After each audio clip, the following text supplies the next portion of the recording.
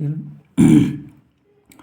कंसामध्ये ए भागिले 2 अधिक बी भागिले 3 याचा वर्ग, याचा आपण एक्सपान्शन पाहू. याचं एक्सपान्शन करण्यासाठी आपल्याला एचा वर्ग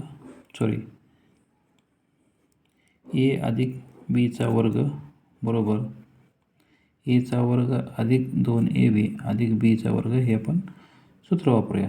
मग इथं आपण ए बरोबर a/2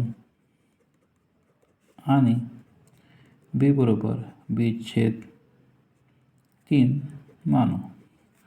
त्याच्यामुळे काय होईल, a/2 अधिक b/3 चा वर्ग बरोबर, आता आपण ए बरोबर काय म्हणले, a/2 त्याचा वर्ग, a/2 चा वर्ग अधिक 2 गुणिले एची किंमत किती आहे इथं, a/2 गुणिले बीची किंमत किती आहे, b/3 अधिक बीची किंमत किती आहे, b/3 चा वर्ग.